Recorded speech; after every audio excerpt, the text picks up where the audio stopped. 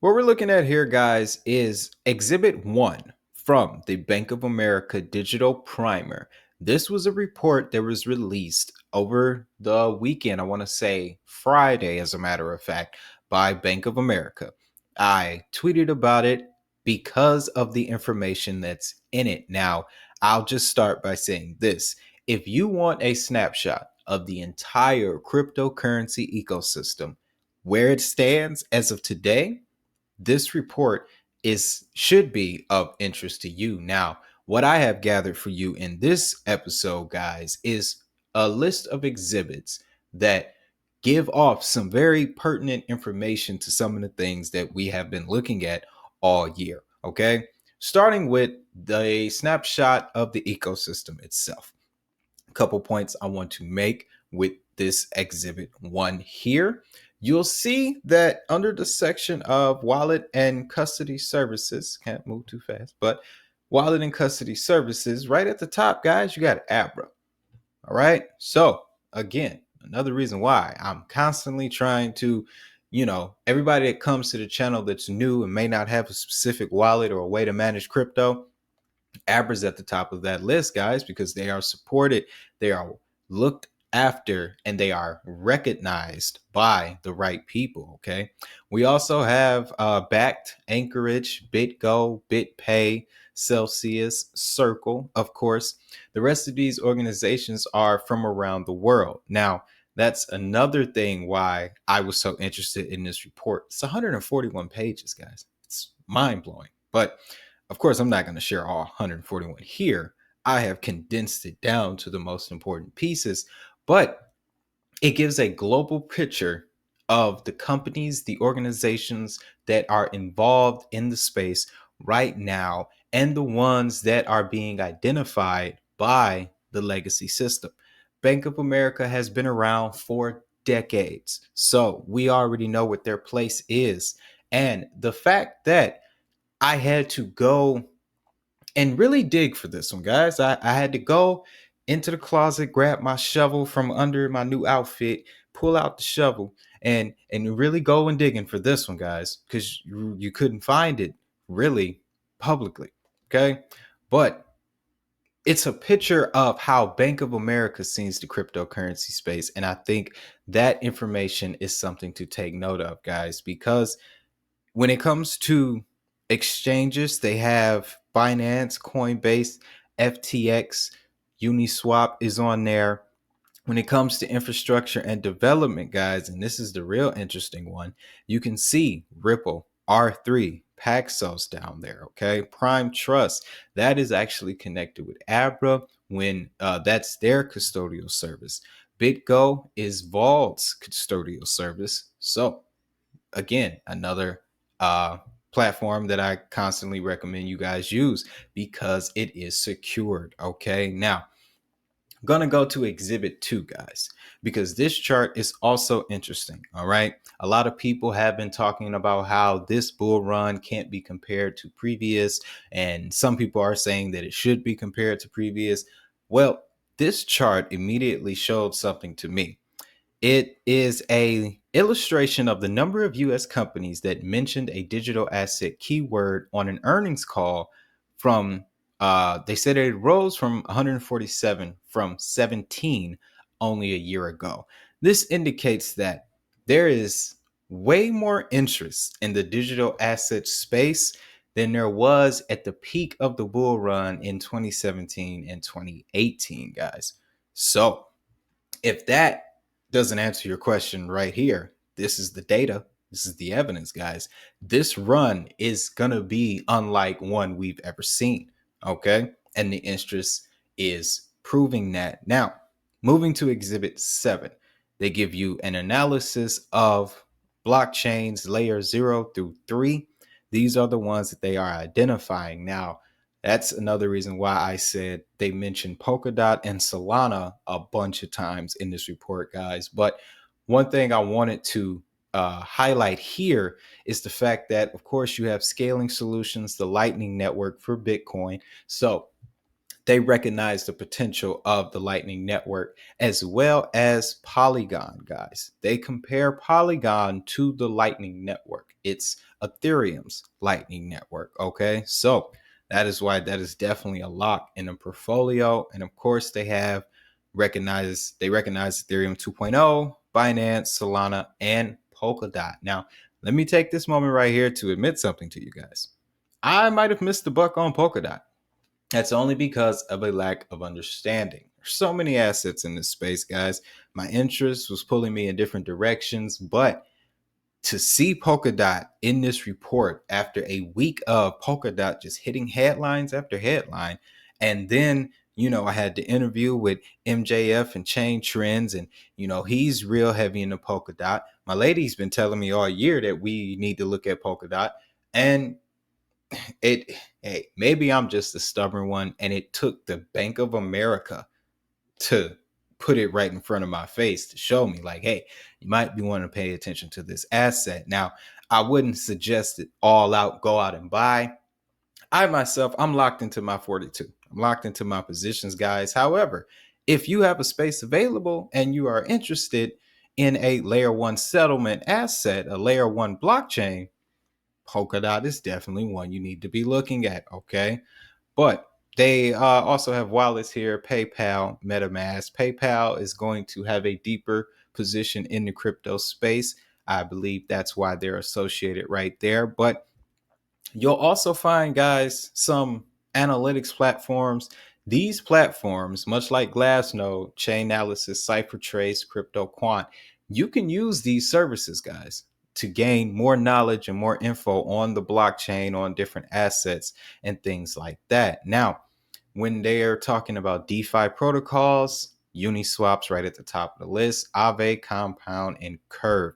Curve is connected with PayPal because a lot of people who worked for PayPal went over to Curve, and that is largely in part of how that relationship got started. Okay, so moving on to Exhibit 8, guys. Now, this one reflects industrial interests. Which sectors have been more interested in the digital asset space?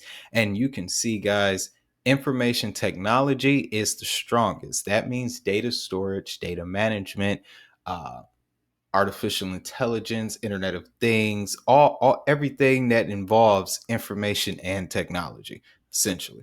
And then second, we have finances, followed by consumer discretionary, which I believe may be peer-to-peer retail, I'm assuming. And then we got communication services. I've just never seen it described as that, consumer discretionary. But even still, I'm pretty sure that's retail services and goods and things like that. But communication services, industrial uses, healthcare, guys, these are the sectors that are looking to get into the space next. And as you can see right here at the end, utilities, real estate, and energy. That number is low for the moment, but the interest is starting to grow. So Exhibit 9, guys, this one tells an interesting story.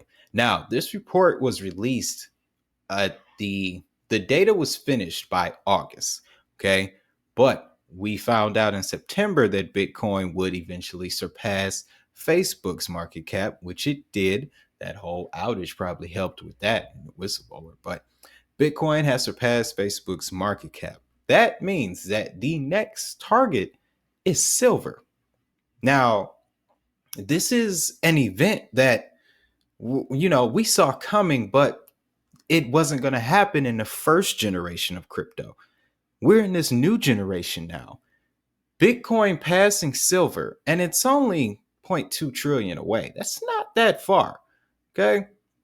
If the cryptocurrency market cap is going to reach at least $3 trillion, and Bitcoin makes up 45, on average, 46% of it, that should put Bitcoin at around 1.27, maybe 1.3. It would bring it pretty close. We could see Bitcoin pass silver, guys, in the next year, maybe in the next few months. That's that's what stood out to me with this chart, guys. Now, that to me seems like an ultimate bull catalyst, because if we get to see Bitcoin's market cap pass a commodity that has been here for thousands of years, there's really no stopping it at that point. There's no stopping it at that point. Now, moving over to Exhibit 13. This one, guys, is just really to give you a illustration of what all digital assets encompass, what they're here to do, essentially, guys. And as you can see, they got it broken down to 5 separate categories: your CBDCs, non-bank stable coins such as Diem and Tether USDC, but they're gonna be a bank soon, but your normal cryptocurrencies, and bank stable coins. Yes, stable coins issued by a commercial bank, i.e., JP Morgan. Now, I covered that in a video, as a matter of fact, a couple days ago. Well, no, it was earlier last week, sorry. But the legislation that Biden was passing would call for that to be possible. Bank of America knew it was coming.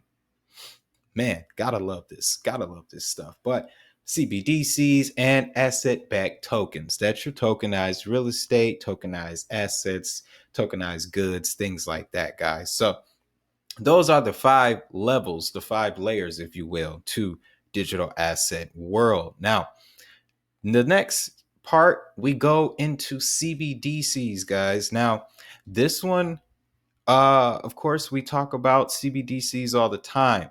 However, the European Central Bank starts its investigation of a digital euro this month.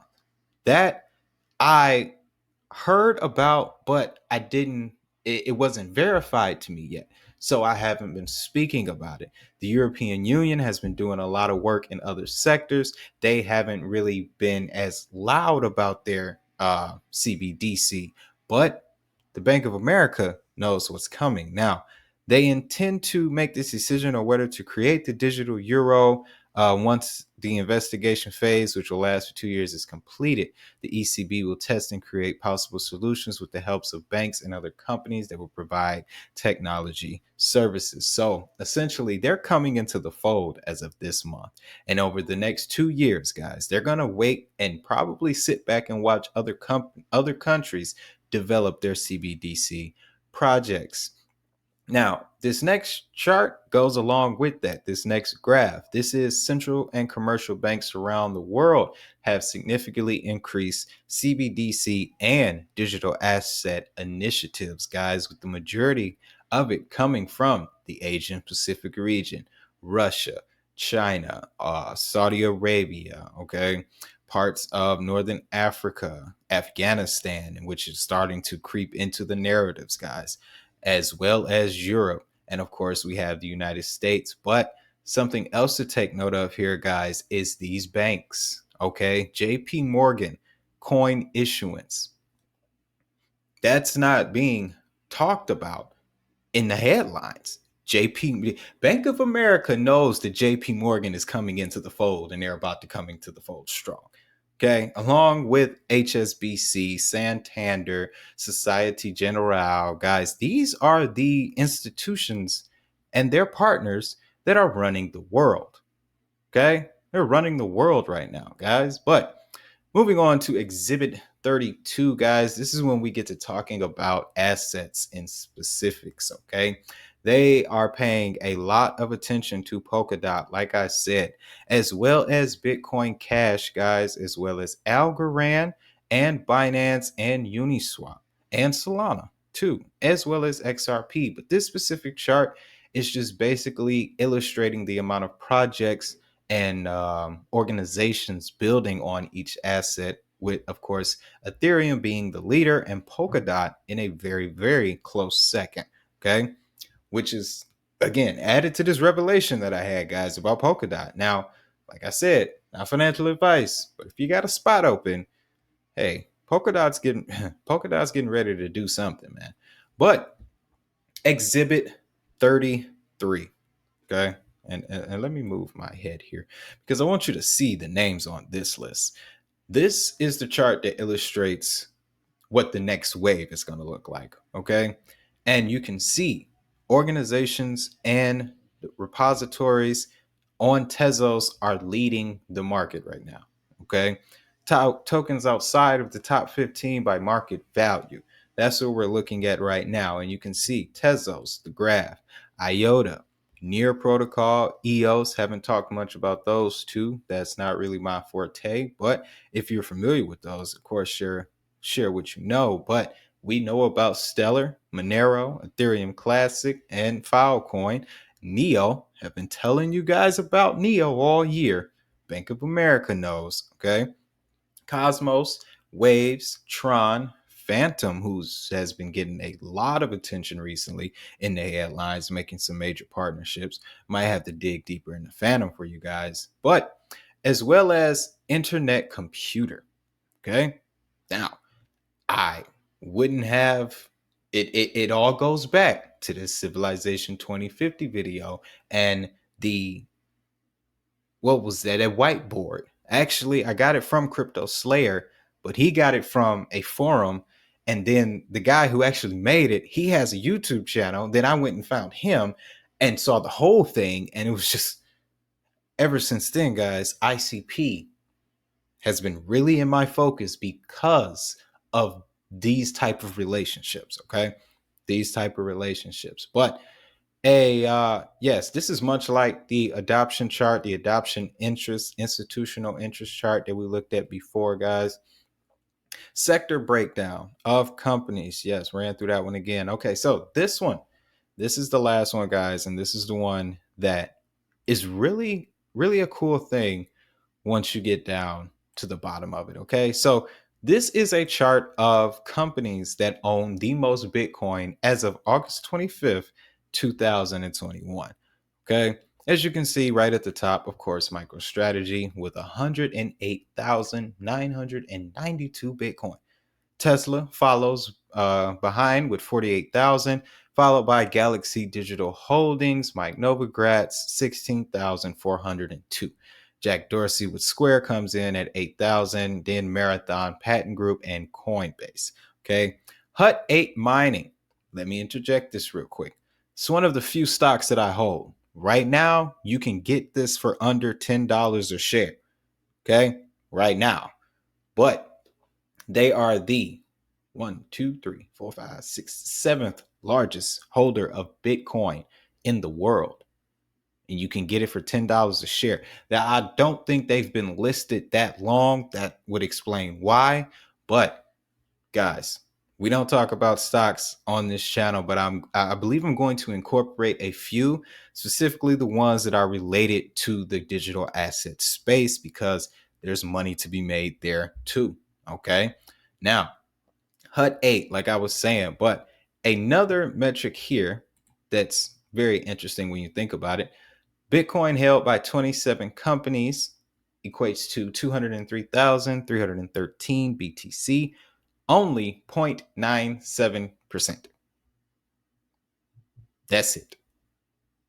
They don't have nearly as much as the headlines make it out to be, guys. There's still a whole lot more room to grow. Would explain the mad dash by MicroStrategy to get it all. Okay. So wanted to leave you with that, guys. Of course, if you found value in all this information, guys, I know it was a lot. The whole report is even deeper, but of course, if you found value in it, guys, hit the like button and as well as subscribe. Again, if you want this PDF, I can tell you this, send me an email. Those who get in touch with me on email or at Twitter or even Instagram, I will send this to you directly. I don't think we should be too much sharing this in the description or in the comment section, because I had to first use a VPN, then get my Tor browser, and then, yeah, it took some steps to get here.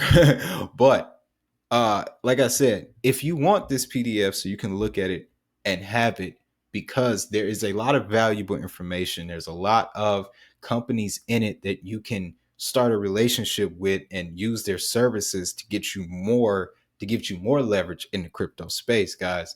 Like I said, send me an email, get at me on Twitter, Instagram.